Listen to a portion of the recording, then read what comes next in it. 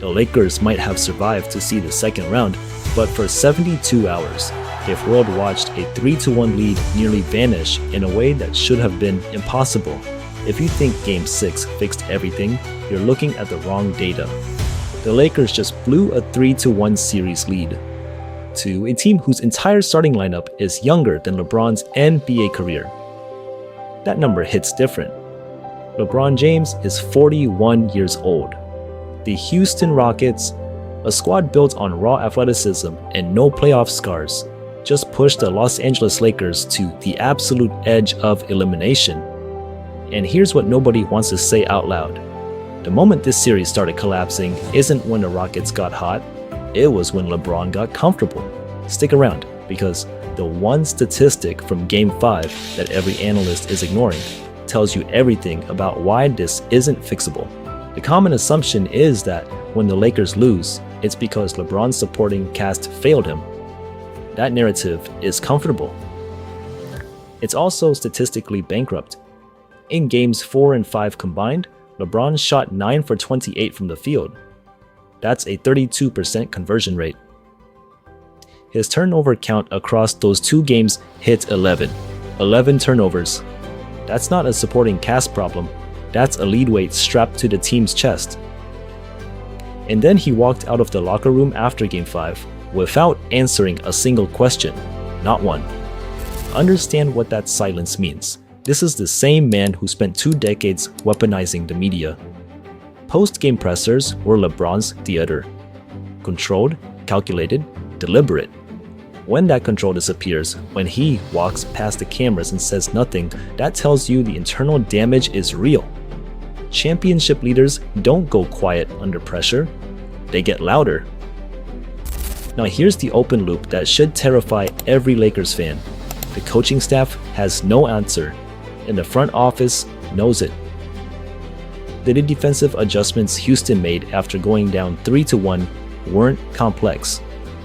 They forced LeBron left, collapsed on every drive, and dared his legs to carry him coast to coast for 40 minutes. At 41, those legs have a mileage problem. This isn't age shaming, it's biomechanics. His average playoff drive distance this series is down 18% compared to his last deep run. His closeout speed on defense has dropped so significantly that Houston's corner shooters are getting clean looks they have no business getting. The popular take is that one more trade, one more piece around him, changes everything. Let's kill that right now. The Lakers added bodies this season specifically to protect LeBron's conditioning. It hasn't mattered, because the problem isn't personnel depth. The problem is that the engine driving this franchise is burning a different grade of fuel than it used to, and no amount of roster shuffling changes that combustion rate.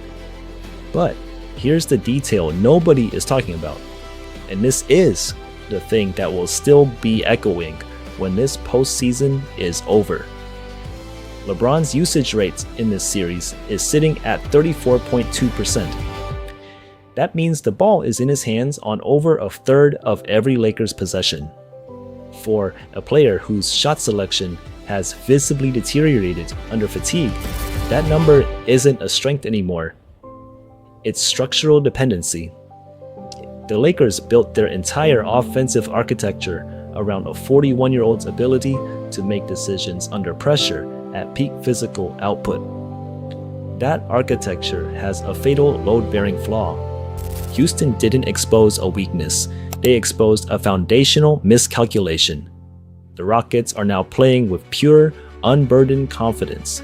Their young core, no rings, no legacy pressure, no narrative weight, is playing faster, fresher, and more collectively than the Lakers have at any point this postseason.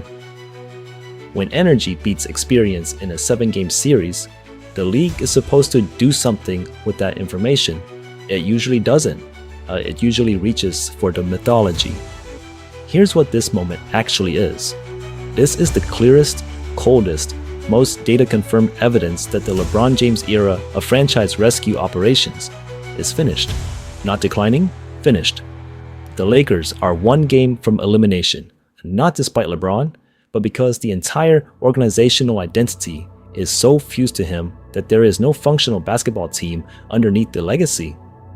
And that silence after Game 5? That's not composure. That's a man who sees it too. So tell me, is LeBron James the greatest NBA player to ever live? Or is he the most catastrophic franchise dependency in Lakers history?